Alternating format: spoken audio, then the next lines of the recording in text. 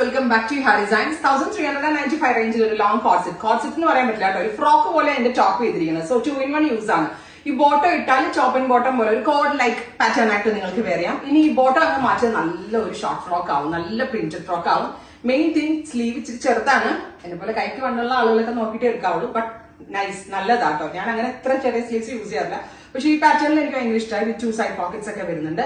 Top and bottom 1395, നല്ല ഭംഗിയുള്ള ഒരു kind of block printed pattern, ready for dispatch.